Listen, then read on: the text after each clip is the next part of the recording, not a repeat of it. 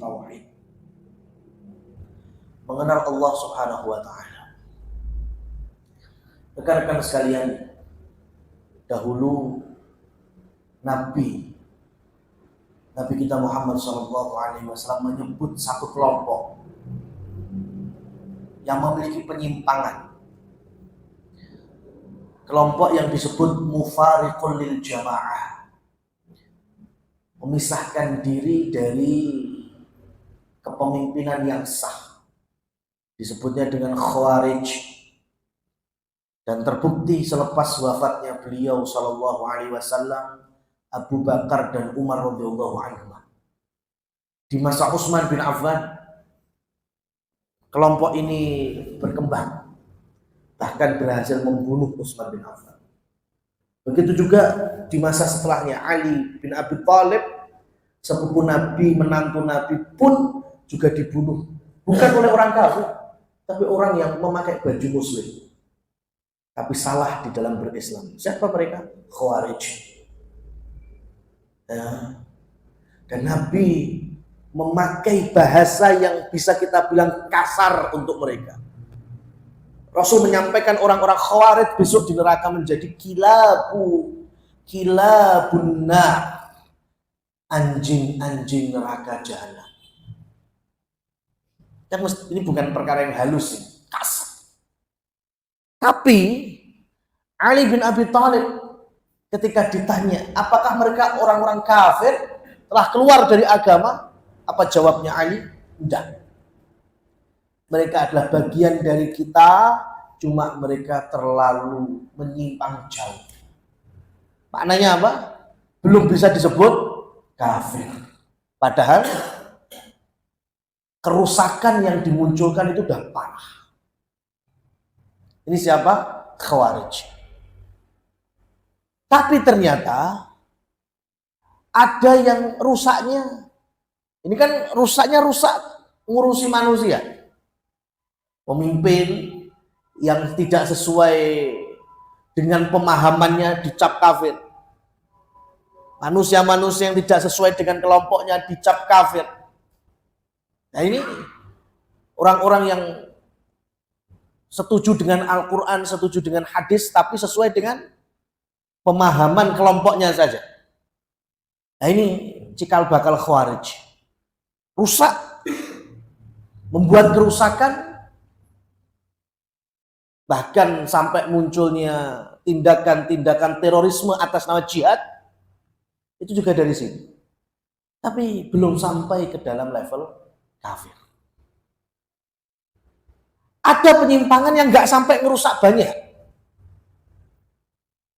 ya, nggak sampai bunuh orang, nggak sampai mengkafirkan manusia yang lain. Tapi dalam kacamata syariat dicap kafir, bahkan keluar dari Islam. Kapan? Ketika sudah mulai ngusak-ngasik zat Allah Subhanahu wa taala. Ya. Kalau masih ngusak-ngasiknya manusia masih mending. Rusak-rusak bisa menungso. Dan kita belum berani untuk mengkafirkan mereka. Tapi kalau sudah ngurusi Allah, ya, kenapa Allah itu sampai menerangkan dirinya yang maha kuasa dan maha agung itu di dalam Al-Quran atau melalui hadis Nabi? Kira-kira untuk apa? Kenapa Allah harus menerangkan dirinya? Rabbul Alamin, yastawi 'alal 'arsy, ya. Kemudian wan najmi idza hawa, dan lain seterusnya. Kenapa? Kenapa Allah harus menerangkan dirinya? Jawabannya cuma satu, supaya hamba-hambanya tidak menyimpang atau tersesat di dalam memahami. Itu jawaban, nggak ada yang lain. Termasuk ketika Allah menyebutkan kebesarannya yang memang tidak bisa masuk di akal, kaidahnya cuma satu, mengimaninya. Dan jangan lebih di dalam ngosak-ngasik zatnya, mesti nyimpang. Nah, Allah menyebut punya wajah, Allah akan menggulung langit besok di hari kiamat dengan tangan kanannya. Setiap malam Allah turun ke ke langit dunia. Allah bersemayam beristiwa di atas arasy-Nya. Allah punya betis. Ya, Allah menciptakan Nabi Adam dengan kedua tangannya. Ini semuanya ada di dalam Al-Quran. Kita hanya diminta untuk mengimani. Tapi muncul sebagian orang yang kemudian, kalau Allah punya betis, kok kayak makhluk aja. Allah punya tangan dua lagi, kok kayak manusia aja. Yang bilang Allah tangannya seperti tangan manusia siapa? Memang ketika kita bilang Allah punya betis, disamakan dengan betis kita, ya udah. Tetap kaidah laisa kamitslihi syai', tidak ada yang menyerupainya dari semua makhluknya, itu yang kita jadikan patokan. Tapi kalau Allah sudah bilang punya betis, ya yakini Allah punya betis. Seperti apa? Ya wallah alam, kita nggak tahu.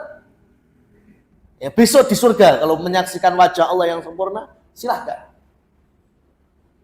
Nah, saking akhirnya nggak terima, diotak-atik, oh tangan Allah itu bukan tangan seperti tangan makhluk, tapi maksudnya kekuasaan, kekuatan.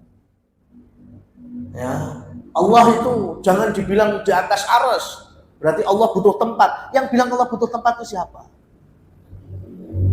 Ya, sehingga katakan Allah itu ada di mana-mana. Loh, mana itu tempat loh, Mas? Ya, mana itu kan tempat. Coba sekarang mau kemana, dari mana, mana itu mana? Ya tempat kan. Jadi kalau Allah berada di mana-mana itu juga sama, berarti meyakini Allah butuh tempat. Kalau kita kan enggak. Kita menyampaikan Allah beristiwa al-arsh, apakah Allah butuh arsh? Tidak. Apakah Allah butuh tempat? Tidak. Nah, kenapa dibilang Allah di atas arsh? Ya karena Allah menyatakan dirinya seperti itu. Nah, banyak manusia yang akhirnya terlalu percaya diri dengan akal yang terbatasnya, ngurusi zat Allah, akhirnya jatuh, nyimpang. Dan penyimpangnya itu bahkan bisa sampai masuk ke dalam jurang kekufuran. Fana'udzubillahi min dzalik. Maka mengenal Allah itu penting.